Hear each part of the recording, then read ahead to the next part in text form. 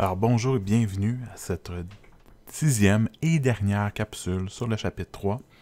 Dans cette capsule, on va regarder plus en détail comment on va donner les lettres R et S. Donc j'ai déjà donné les règles dans la dernière capsule, mais là, je vais vous montrer comment les utiliser, ces règles-là. Je vais vous donner quelques petits trucs sur rendre la vie un petit peu plus facile lorsque vous allez devoir reconnaître si un stéréocentre, donc un carbone chiral. Je vous rappelle, un carbone chiral, c'est un carbone qui a 4 groupements différents, donc qui sont identifiés ici par les couleurs, là, et qu'on va devoir donner selon des priorités. Donc, priorité 1, 2, 3, 4. Et ce qui est important, c'est d'avoir le numéro 4 qui soit à l'arrière. Donc, vous pouvez faire ça de deux façons. Soit que vous placez, donc vous réarrangez la molécule en la tournant, okay, pour pouvoir avoir le numéro 4 à l'arrière. Et comme ça, vous allez voir vos numéros 1, 2, 3, puis vous allez tourner soit dans le sens horaire ou le sens anti-horaire. Donc, le sens anti-horaire, c'est S, puis le sens horaire, c'est R, pour les 1, 2, 3. Le 4 n'est pas important, c'est pour ça qu'on l'amène à l'arrière. Donc, vous, ce que vous allez voir, ce sont des molécules qui vont être sous la forme stylisée, évidemment. Donc, sous la forme stylisée, ça peut paraître un petit peu différent vu que c'est sur votre feuille. Alors, qu'est-ce qu'on va faire? C'est que vous allez devoir donner les priorités en premier. Okay? Donc, ça, c'est la chose que vous devez éviter d'avoir de la difficulté à faire. C'est vraiment d'établir vos priorités 1, 2, 3, 4. Si déjà vous faites des erreurs là-dessus, c'est sûr que là, ça va être difficile de donner la bonne lettre. Donc, 1, par exemple, ici au clair, parce que c'est celui c'est l'atome que la priorité à cause de sa masse molaire, qui est la plus élevée, ou le numéro atomique le plus élevé. Puis ensuite, c'est N, suivi de C, suivi de H. Il n'y avait pas d'égalité dans ce cas-ci, donc on n'a pas eu à aller voir sur les voisins immédiats pour déduire parmi une égalité, parce qu'il n'y en avait pas ici.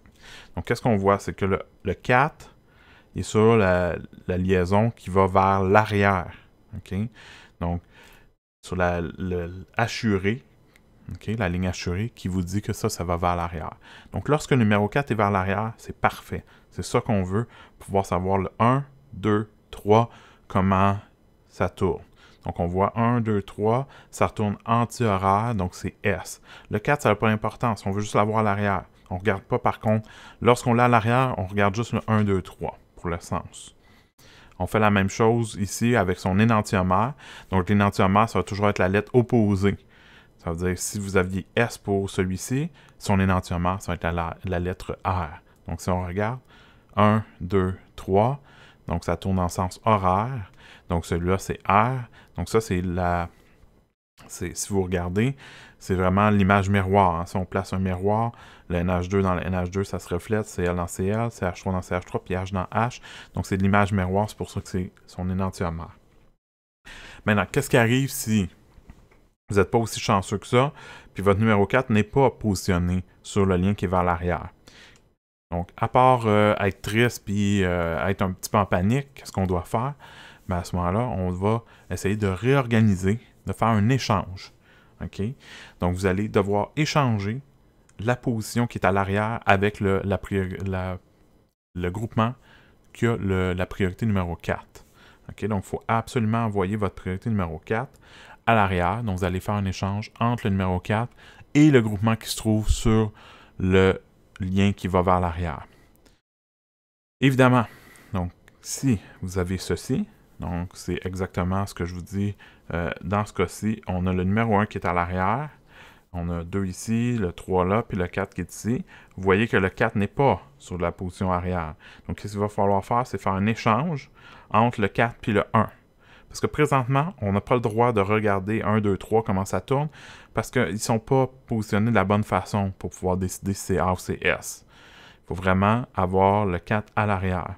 Donc, je vais faire un échange entre ce qui est à l'arrière. Ici, ça donne que c'est le numéro 1, mais ce n'est pas toujours le numéro 1. Ça peut être c'est la position qui se trouve à l'arrière. Puis, je vais l'échanger avec le 4. Donc, je vais vous le redessiner. Donc, quand je fais l'échange entre le numéro 4 et le numéro 1 pour les positions, ça me donne enfin le numéro 4 à l'arrière. Donc, c'est ça qu'on veut. Okay? Donc, en ayant fait ça, je me rends compte que maintenant, le 1 est ici, le 2 est là, le 3 est là. Sauf que qu'est-ce que j'ai montré lors de la capsule précédente, c'est que lorsque je fais un échange entre deux positions, quand je fais un switch, okay, de deux positions, c'est que je passe d'une forme de la molécule à son image miroir. Donc, je passe d'une forme de la molécule de départ à son énantiomère. Donc ici, c'est la molécule qui est là au départ, par rapport à cette molécule-là, ça, c'est son énantiomère. Ça veut dire que ça va être la lettre contraire.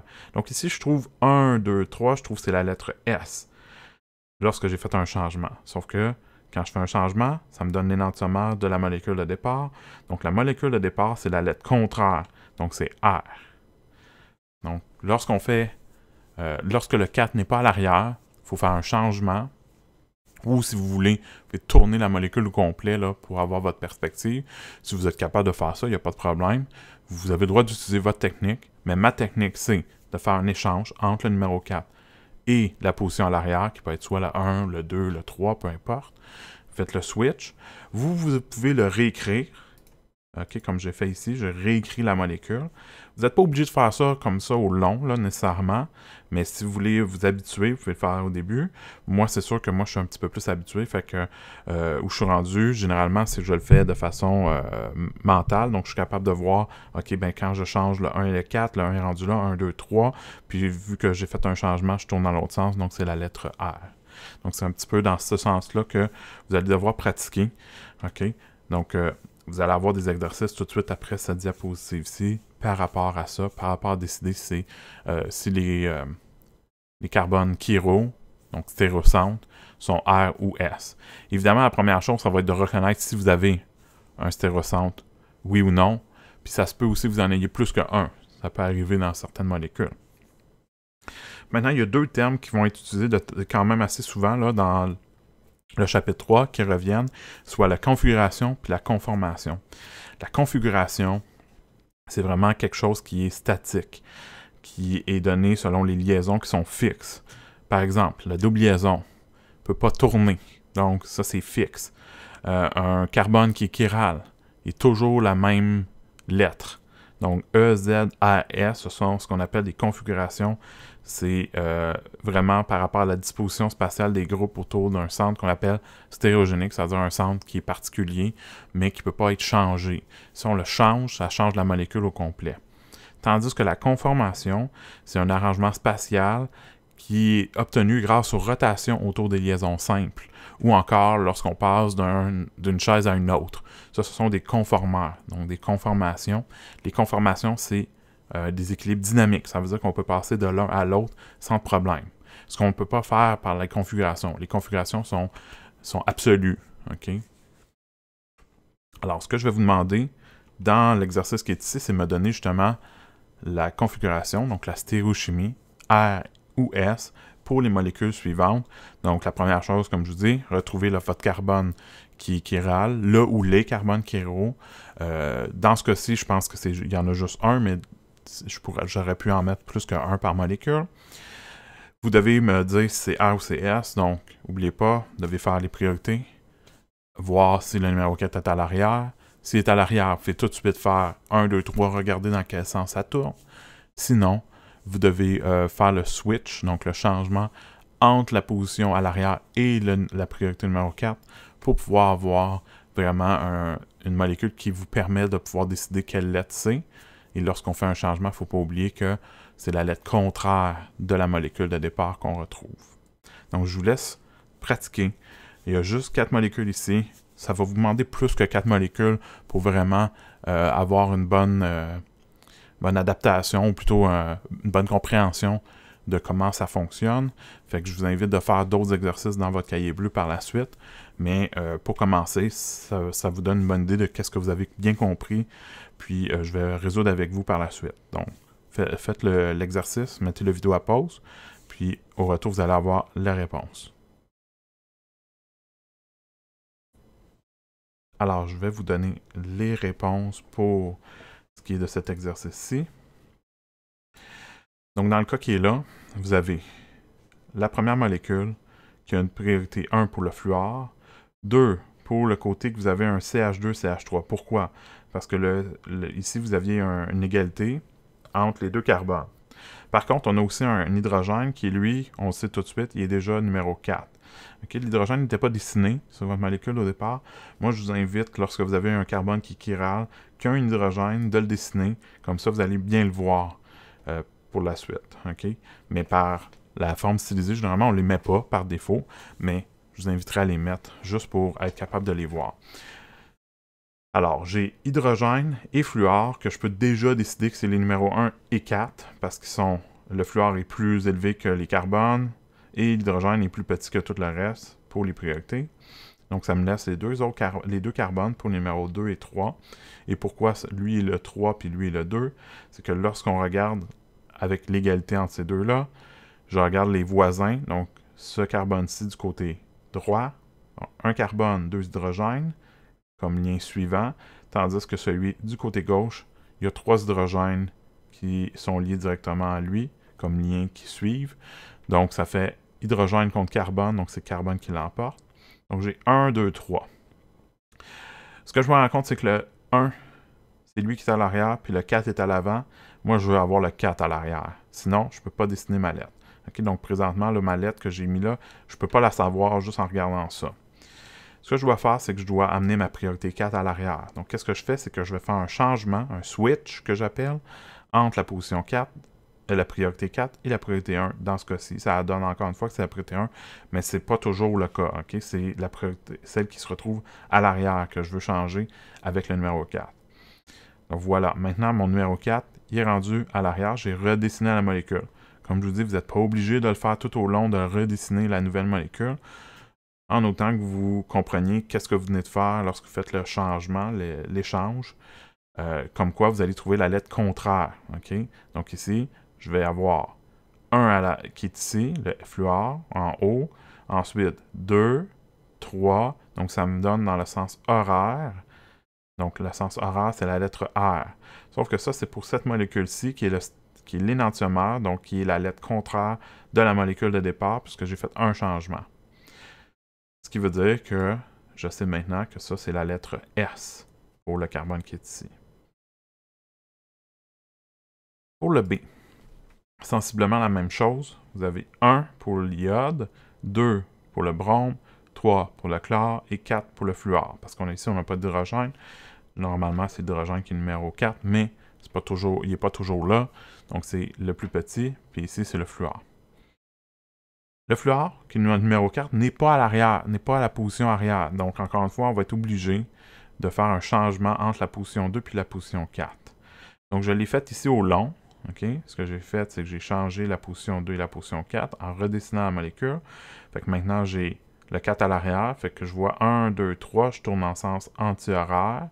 Donc, ma lettre pour le départ, donc anti-horaire de ce côté-ci, plutôt, je veux dire, c'est la lettre S. Mais ça, c'est après le changement. Donc, la lettre pour la molécule avant de faire l'échange, c'est la lettre contraire, la lettre R. Donc ça, c'est si je le fais au long. Comme je vous dis, moi, ce que je fais, c'est que généralement, je regarde 1, 2, 3 et 4. OK, mon 4 n'est pas à l'arrière. Donc, je vais faire comme si je l'amenais à l'arrière, puis j'amenais le 2 à sa place. Donc, mentalement, je garde en tête que le 2 est là. Donc, je fais 1, 2, 3. Donc ça, je me rends compte que ça se tourne anti-horaire, mais que j'ai fait le changement, donc il faudrait que je tourne dans le sens contraire, donc dans le sens horaire. Donc c'est comme ça que moi je le fais mentalement. Si vous voulez le faire mentalement aussi, votre échange, c'est correct aussi. Si vous vous sentez plus à l'aise de faire tout le dessin par la suite, vous aurez en masse le temps à l'examen pour pouvoir le faire. Puis de toute façon, vous allez vous pratiquer là entre-temps. Pour le C, vous aviez un hydrogène qui n'était pas dessiné. Je vous invite encore une fois à le dessiner. Il est vers l'arrière. Ça fait en sorte que là, vous aviez priorité 1 pour le fluor, priorité 2 sur l'oxygène et 3 pour le carbone. Faire attention parce que des fois, les gens, ils regardent, ils voient un carbone qui est lié avec une liaison double, puis là, ils font « Ah, vu qu'il y a une liaison double avec un carbone, ça va être ma priorité numéro 2, ça va battre l'oxygène. » C'est pas vrai. Okay? Vous devez regarder d'abord les carbones, plutôt les atomes directement liés au carbone qui est au centre, qui est votre stéréocentre. Puis là, vous décidez d'abord s'il y a des égalités ou non. S'il n'y a pas d'égalité, vous n'avez pas besoin d'aller voir les voisins. Okay? Donc ici, c'était fluor contre oxygène, contre carbone, contre hydrogène. Donc 1, 2, 3 pour ceux-ci, puis 4 pour l'hydrogène, qui est déjà à l'arrière. Donc parfait. On n'a pas besoin de faire de changement, pas besoin de faire de switch. On a juste besoin de regarder 1, 2, 3, c'est dans quel ordre. Puis ça nous donne tout de suite la bonne lettre. Donc ici, c'est dans le sens anti-horaire, donc c'est S. Finalement, pour le D. Pour le D, vous avez un carbone qui est stéréocentre, qui est celui-ci, avec le brome qui est le numéro 1, le CH3 qui est ici, le C qui est ici et le C qui est ici sont égales. Donc, on doit décider lequel est le 2, lequel est le 3, lequel est le 4. Pourquoi? Parce que le 1, on l'a déjà donné au brome directement. Parce que lui, il n'était pas égal avec les autres. Il était déjà plus fort que les autres. Donc, le carbone qui est ici en haut, il y a un oxygène, 2 hydrogènes. Celui qui est ici sur le côté à gauche, il y a 2 carbones. Mais en fait, c'est le même carbone 2 fois, en liaison double, puis un hydrogène. Tandis que celui qui est à l'arrière, lui, c'est un CH3, donc il est lié à 3H. Donc, qu'est-ce que je vois? Oxygène, carbone, hydrogène. Ce sont mes plus gros de chaque liste. Donc, l'oxygène, priorité sur le carbone et sur l'hydrogène. Donc, ça me fait 2, 3 et 4. Donc, puisque j'ai le 1, 2, 3 et 4, le 4 est à l'arrière. OK? J'ai pas besoin de regarder le 4. Il est parfait à l'arrière, c'est ça que je veux. Donc, j'ai juste besoin de regarder dans quel sens tourne 1, 2, 3, tout de suite, directement, sans besoin de faire de changement. Donc, 1, 2, 3, ça tourne dans le sens anti-horaire. Donc, c'est la lettre S. Donc, ça, c'était pour le numéro 7. Donc, comme je vous invite, je vous invite à quand même faire plus d'exercices que ça pour décider si une molécule est R ou S selon les stéréocentres. Donc, ça se peut que dans une molécule, vous ayez plus qu'un stéréocentre. Donc, à ce moment-là, vous ayez plus qu'une lettre à décider par molécule. Donc, qu'est-ce qui arrive justement lorsque vous avez des molécules avec des stéréocentres? Donc, ce qui peut arriver, c'est que vous pourriez avoir une molécule avec un stéréocentre, ou encore avec 2, ou encore avec 3, ou encore plus. Donc, les stéréocentres, je vous rappelle, ce sont les carbones que j'appelle chiéraux. Donc, c'est là que vous pouvez avoir soit une possibilité de S ou une possibilité de R. Donc, qu'est-ce qui arrive, c'est qu'il y a des appellations différentes. Vous avez deux catégories différentes de isomères optiques. Vous avez ce qu'on appelle les énantiomères. Les énantiomères, c'est lorsque vous avez l'image miroir de l'autre molécule. Donc, vous avez une molécule avec des stéréocentres. Donc, ici, par exemple, il y en a 2. Hein, c'est 2 lettres R. Puis, vous prenez son image miroir à cette molécule-là. Puis, ce qui va arriver, c'est que toutes les lettres, vous remarquerez ici, vous avez R pour le carbone qui avait le OH, il devient S. Puis, vous aviez R pour le carbone qui avait le brome, il devient S dans la forme de l'image miroir. Ça, c'est une démonstration qu'on passe d'une molécule à son énantiomère. Donc, ils sont des énantiomères l'un par rapport à l'autre. C'est leur relation entre les deux molécules. Ce sont des énantiomères. Donc, les énantiomères sont vus, soit que vous pouvez le regarder par le fait que c'est l'image miroir, ou encore la façon que moi, je vous dirais de vous fier, c'est que toutes les lettres de stéréochimie doivent être changées. C'est-à-dire toutes les lettres, toutes les positions où il y a un stéréocentre doivent être modifiées. C'est-à-dire on passe de R à S pour toutes les lettres. Pas juste la moitié, pas juste quelques-uns, toutes les lettres. Évidemment, si vous aviez juste un stéréocentre, donc juste une lettre, par exemple ici S, quand on fait l'image miroir, ça passe à R, mais il y a juste une lettre, fait que toutes les lettres ont changé ici. Si on a 3 stéréocentres, il faut toutes les changer. C'est-à-dire ici, on passe du RRS au SSR. Donc ça, c'est son énantiomère. Maintenant, qu'est-ce qui arrive lorsqu'on change juste certaines lettres d'une forme à une autre? Donc, plutôt que de faire son image miroir, qu'est-ce que je fais? C'est je vais changer un des stéréocentres, je vais faire une modification, mais sur l'autre ou les autres stéréocentres, je ne vais pas toucher. Okay? Donc, je change un ou quelques-uns des stéréocentres, mais pas toutes les stéréocentres dans la molécule. Donc, ça s'appelle des diastéréoisomères. Donc, il y a encore le terme isomère, mais c'est des diastéréoisomères. Donc, des fois, là, quand c'est vraiment long à écrire, je comprends que c'est un gros terme. Des fois, on les appelle les dia, puis les autres, les énantiomères, on les appelle les énantios. Ouais, ça c'est si vous voulez pas trop écrire, je vais vous comprendre si vous écrivez juste dia, mais généralement dans les questions, je vais écrire quand même diastérosomère au long, donc vous pouvez le réécrire au long également parce que c'est vraiment le terme complet. Donc les diastérosomères, il faut absolument qu'il y ait au minimum 2 stéréocentres, donc deux carbones chiro dans la molécule, sinon ça ne marchera pas. S'il y en a juste un, ça ne marche pas. Il en faut au moins 2. Et il faut que ça ne soit pas toutes les lettres de la stéréochimie qui soient changées. Seulement un ou certaines. OK?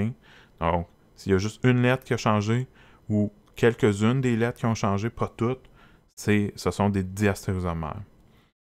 Donc, ça veut dire que ça implique que lorsqu'on va regarder la molécule, on va voir par exemple ici R, pour le carbone que le OH, c'est devenu S. Donc, ça a changé. Par contre, le BR, lorsqu'on le regarde, puis on regarde le carbone avec le BR sur l'autre molécule, on voit que c'est la même lettre. Donc, ce ne sont pas des images miroirs, parce que sinon, ça serait aussi la lettre différente ici. Étant donné que c'est la même lettre pour un, mais que c'est une lettre différente pour l'autre carbone chiral, à ce moment-là, ce sont des diastérosomères. L'autre façon de le voir, c'est que lorsqu'on essaye de prendre la molécule, la première ici, puis qu'on la flippe, okay, qu'est-ce qui va arriver, c'est que lorsqu'on va la tourner, pas tourner sur elle-même, mais bien flipper de sens pour amener le cycle par-dessus l'autre cycle qui est ici, puis amener le carbone avec le OH par-dessus le carbone qui est ici, et le carbone que le BR par-dessus l'autre carbone. Ce qui va arriver, c'est que le OH qui est ici va s'en aller en arrière, puis que le BR qui est ici va s'en aller en arrière. Donc, qu'est-ce qui va arriver, c'est que le BR, si j'essaie de superposer cette molécule-là avec l'autre forme ici, l'autre molécule, je vais me rendre compte que le BR va superposer exactement sur l'autre BR. Hein, c'est la même lettre, ça fonctionne. Tandis que le OH, lui, va se retrouver à l'arrière, tandis que l'autre est à l'avant. Donc ça ne superpose pas.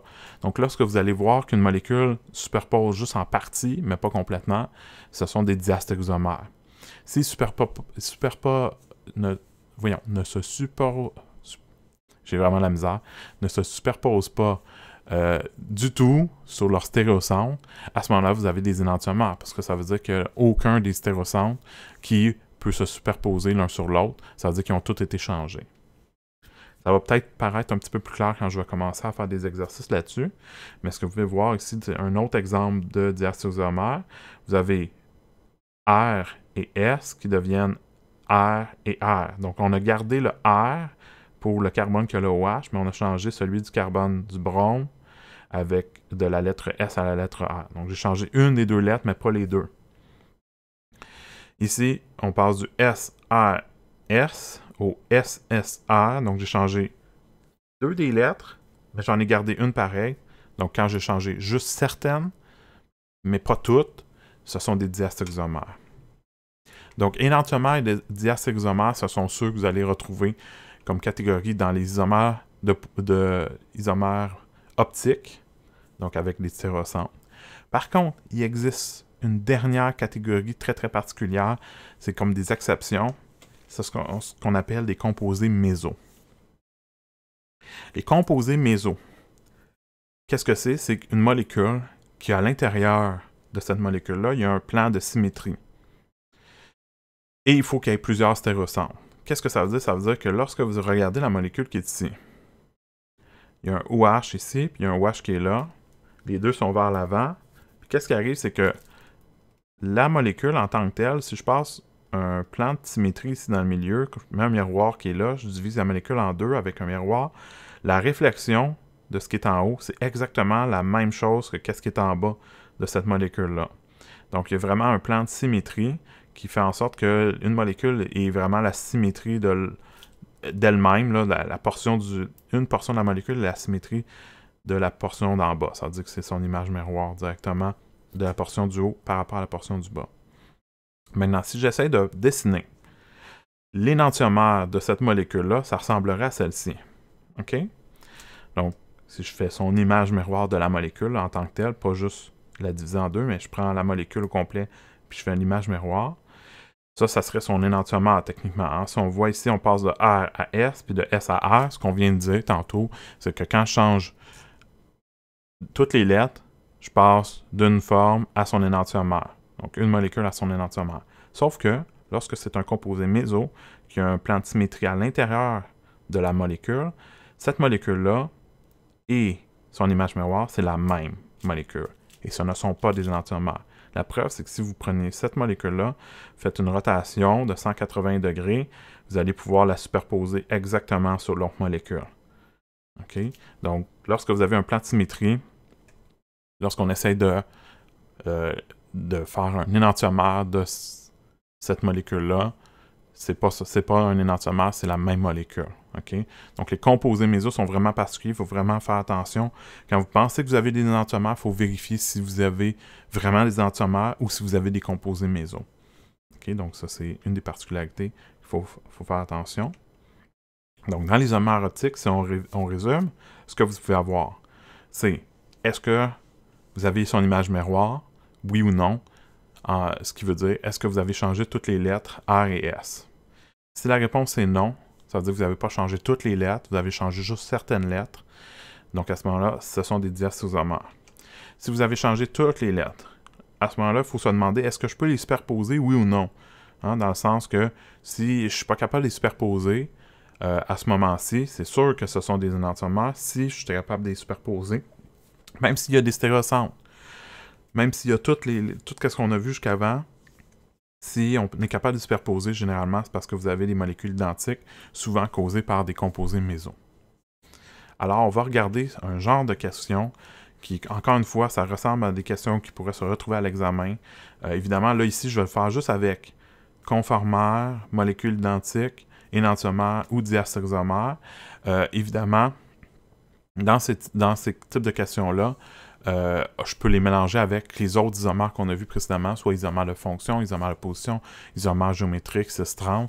Donc, tout ça peut se mélanger dans une seule question. Là, je vais vraiment m'attarder plus aux isomères optiques, plus en détail, donc cette catégorie-là qu'on vient juste de voir. Donc, si vous sentez d'attaque pour essayer de répondre à ça, il y a deux façons de faire. Okay? Moi, j'ai une stratégie. Ma stratégie, c'est de prendre une molécule, la première par exemple, puis d'essayer de la superposer sur la deuxième, en faisant des rotations généralement de la chaîne de carbone pour superposer la chaîne de carbone sur l'autre. En faisant ça, je vais regarder est-ce que mon OH va se positionner de la même façon que l'autre OH. Ça veut dire est-ce qu'il va être en avant tous les deux ou en arrière tous les deux, par exemple.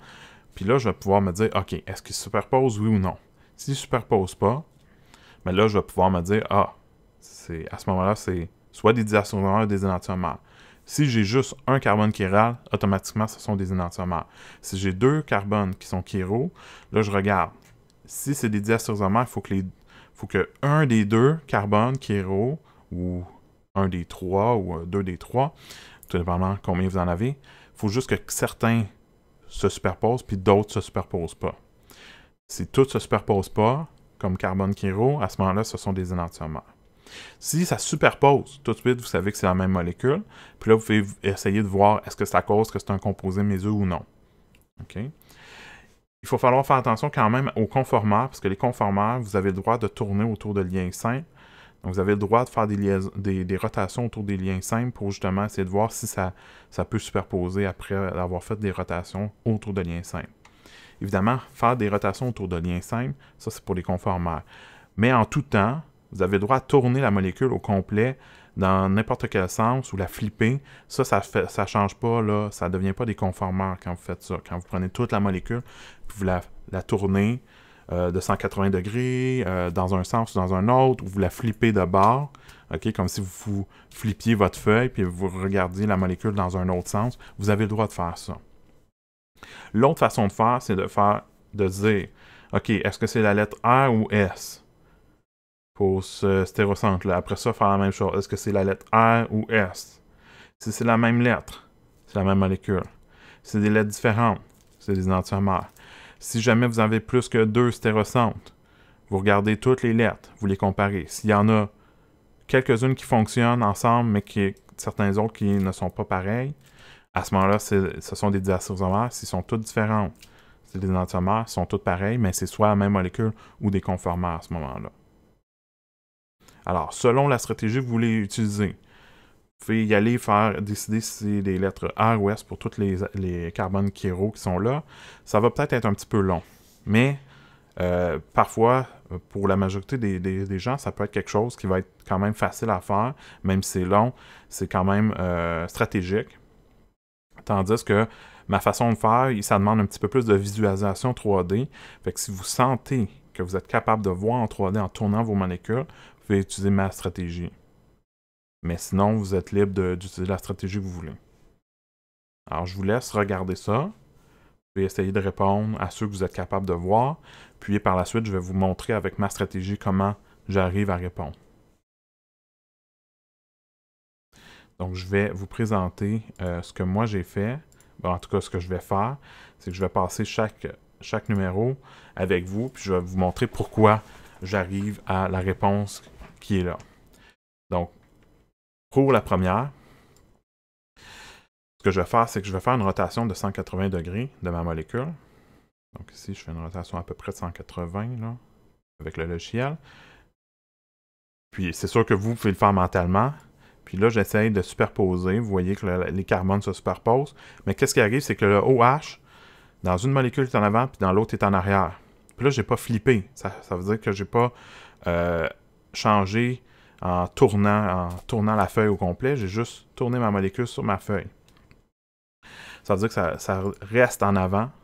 Alors, puisque ça ne se superpose pas pantoute, puis qu'il y a juste un carbone qui râle, ce sont des énantiomères.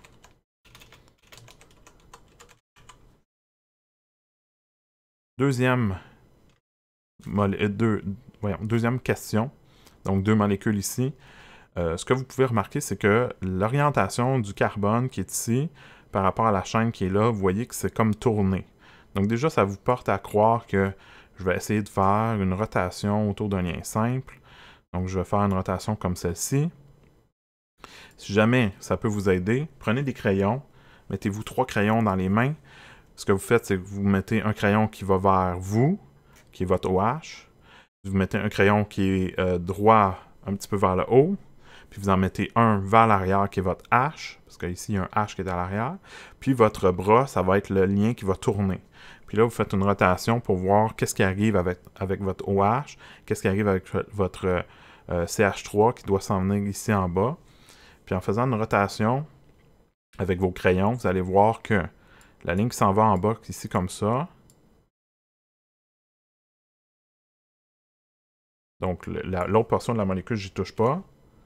OK. Je vais juste me laisser un petit peu plus de place. Je vais monter un petit peu la molécule ici.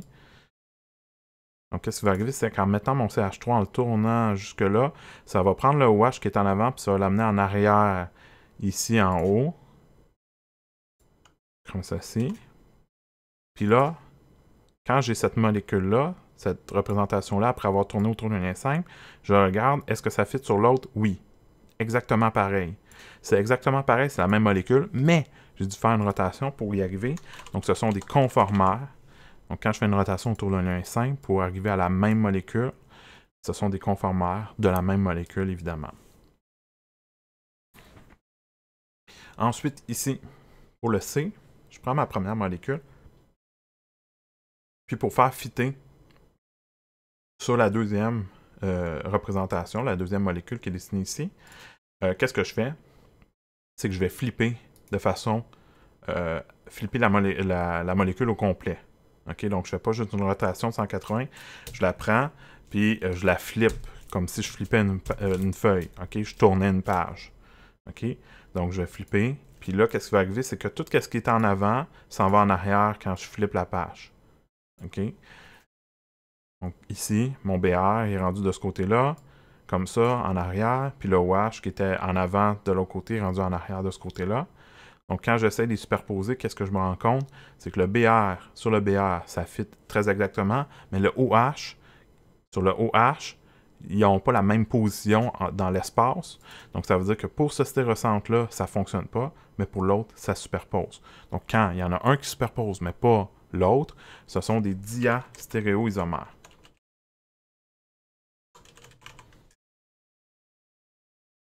Pour le C, des diastéréoisomères. Pour le D, on a encore une fois une question où on a un CH3 puis un OH qui a l'air d'avoir une orientation un peu différente. C'est comme le CH3 il est rendu en bas, puis le OH est rendu ici. Donc, qu'est-ce qu'on va faire? On va faire comme on avait tantôt, on va faire une rotation autour d'un lien simple. Donc, en tournant autour d'un lien simple, de ce lien simple-ci, qu'est-ce qui arrive? C'est que là, je vais amener mon CH3 comme ça ici, orienté vers le bas. Puis, je vais essayer de ne pas prendre ce qui est en bas ici. Comme ça ici. Et là, qu'est-ce qui va arriver? C'est que le OH, lui, il va s'en aller, vu qu'il était en arrière ici, quand je le tourne, il s'en vient en avant, ici en haut, comme ceci. Et donc, encore une fois, ces deux molécules-là, c'est la même molécule, mais après une rotation autour d'un lien simple, ça, ce sont des conformeurs. Ensuite, pour le E. Pour le E, un petit peu la même chose. Je dois faire une rotation autour d'un lien simple, parce que sinon, je ne peux pas fitter directement la chaîne de carbone, parce qu'il y a un problème avec cette portion-là. Le carbone est orienté vers le bas à la place d'être orienté en zigzag normal. Donc, ce que je vais faire, c'est que je vais faire la rotation autour du lien simple. Ça va amener mon carbone vers le bas. Je vais juste décaler les choses ici pour me laisser de l'espace. J'essaie de ne pas trop prendre. OK, comme ceci. Et là, qu'est-ce que je vais voir, c'est que, la portion que j'ai laissée pareil, elle, je n'ai pas tourné, mais j'ai tourné le lien pour amener.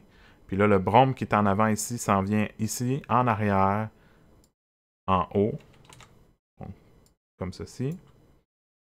Fait en sorte que, qu'est-ce qu'on remarque, c'est que là, le brome, sur le brome, pour le carbone qui était à gauche, c'est correct, mais pour le carbone qui était à droite, le brome ne fit pas parce qu'il y en a un qui est en avant tandis que l'autre est en arrière. Donc ça, ce ne sont pas des conformeurs parce qu'il y en a un qui fit mais pas l'autre. Ce sont des diastéréoisomères.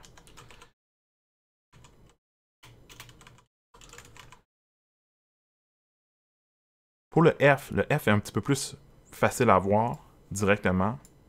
Ici, on peut déjà essayer de les superposer, puis on voit tout de suite que le OH sur le carbone 3, il fit sur l'autre, mais le OH qui est en avant, il ne fit pas sur le OH qui est en arrière. Donc, j'ai un des deux qui fit, mais pas l'autre. Ce sont des diastéréoisomères.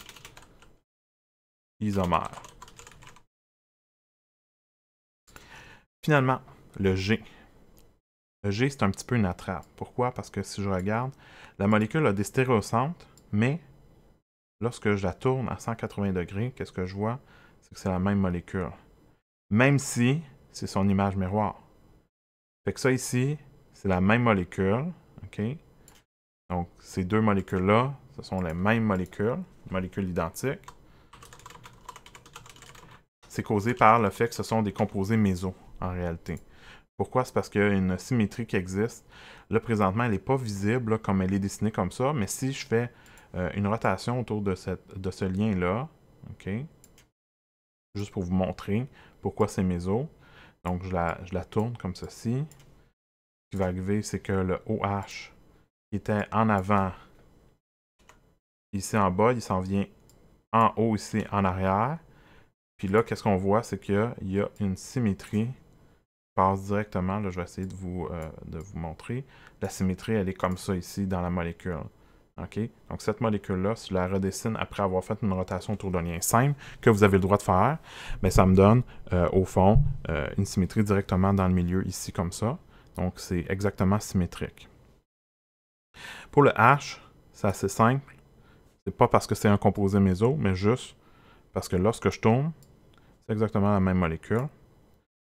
Donc, ici, juste essayer de... J'ai un petit peu de misère. Donc, juste en les superposant, je vois que c'est la même molécule.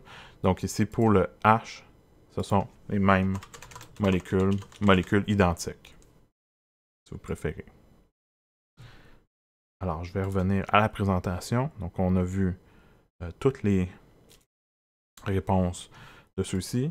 Donc, on est passé au travers de l'exercice 8. Ce qui nous reste à voir, ce sont des stéréochimies et projections Newman.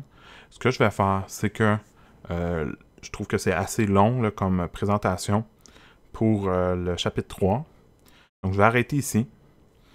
Mais les deux dernières diapositives vont se retrouver dans la première capsule du chapitre 4, qui est un petit peu plus courte en tant que telle. Donc, je vais insérer les 2 dernières diapositives du chapitre 3 dans la capsule du chapitre 4 que vous allez écouter là, lorsque vous êtes rendu dans le chapitre 4 pour la première portion du chapitre 4. Alors comme ça sera un petit peu plus court pour cette semaine. Vous avez assez de choses à travailler. Vous avez à travailler les lettres R, S. Évidemment, vous avez tout ce que j'ai vu dans les autres capsules précédemment. Puis vous avez à faire les distinctions entre énantiomères, diastosomères, les conformères, les composés méso. Puis ça, là, je sais que ça vous cause un petit peu de problème au début. Donc, je veux vous pratiquer le plus possible. Faire pas mal d'exercices là-dessus. Donc, d'ici la prochaine capsule sur la chapitre 4, je vous souhaite une bonne journée et on se voit à la prochaine.